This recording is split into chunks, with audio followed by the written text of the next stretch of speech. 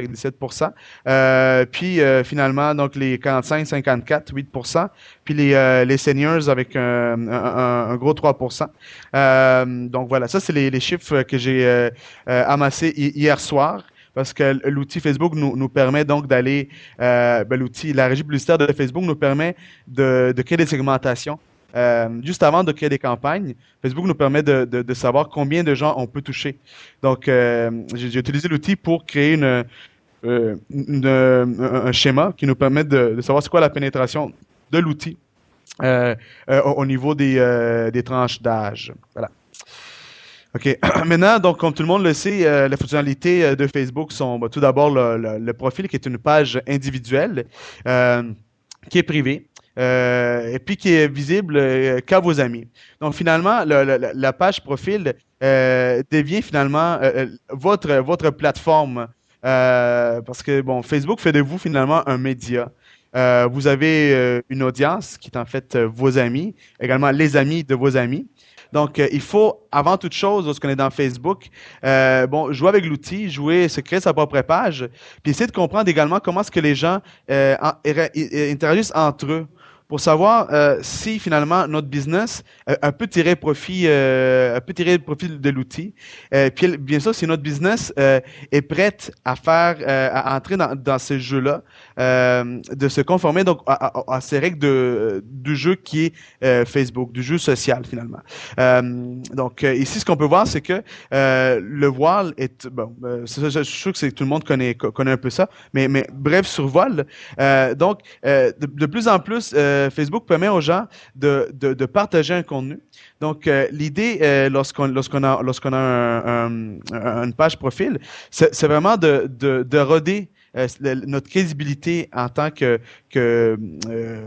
membre du site, puis aux yeux de nos amis. Donc, c'est vraiment contribuer le plus possible, parce que plus qu'on contribue, plus qu'on gagne finalement une confiance puis une autorité.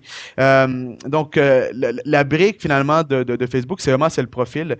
On peut partager des photos, on peut ajouter des applications, des vidéos, de l'information. Et puis, une des choses que je trouve qui est intéressante à dire maintenant avec Facebook, c'est que Facebook ressemble de plus en plus à un outil qui s'appelle Twitter, où ce que là, ce qu'on fait, c'est vraiment, c'est des micro-billets. Donc finalement, c'est des petites phrases très, très brèves qui nous permettent de partager ce qui nous passionne, ce qu'on fait dans la vie, ce qu'on aime dans la vie. Donc l'idée finalement, c'est de stimuler les gens vraiment à devenir des médias, des producteurs, des agrégateurs de contenu.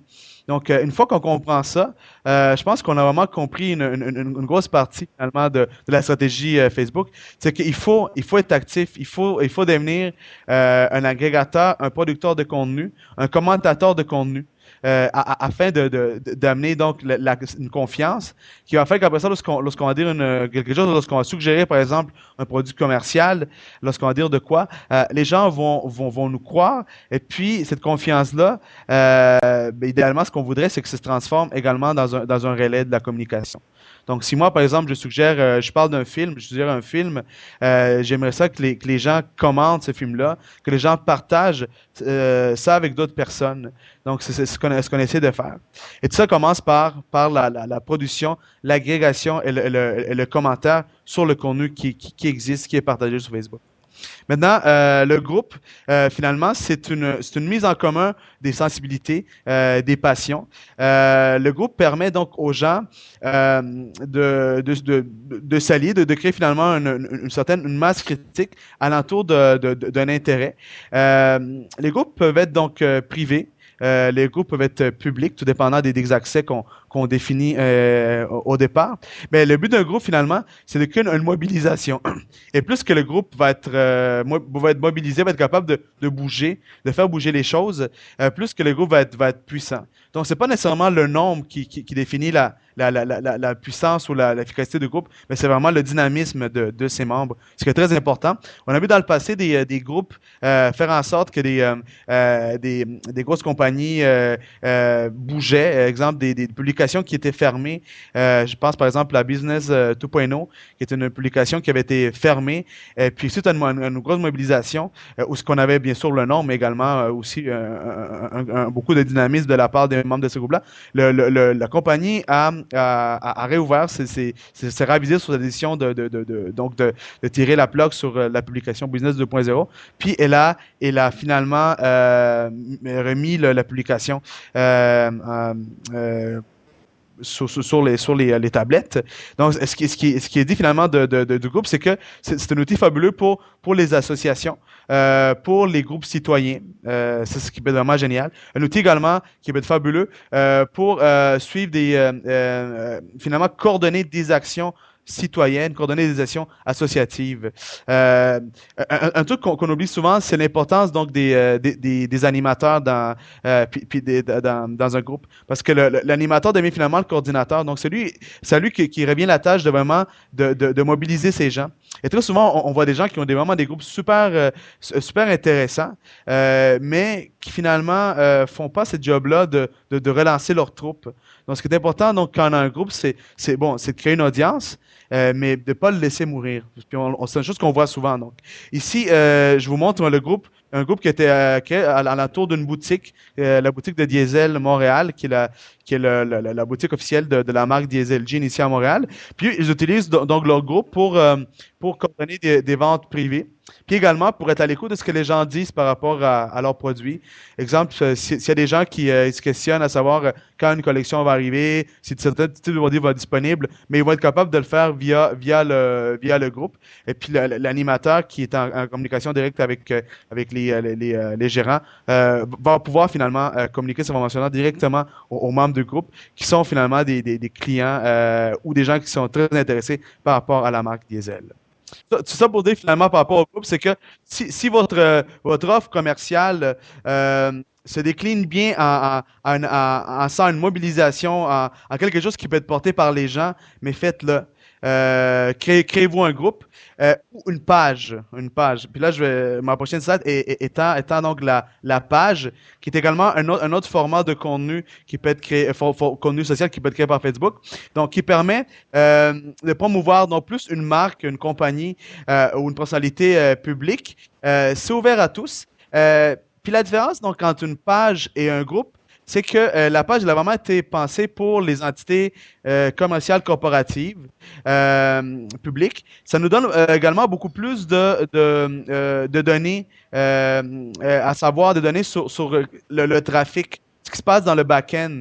Et puis ça, quand tu travailles à un niveau un petit peu plus professionnel, mais tu as besoin de savoir finalement c'était quoi la performance donc de tes interventions, à savoir le nombre de pages vues, le nombre de fans, comment est-ce que les gens interagissent par rapport à ton contenu.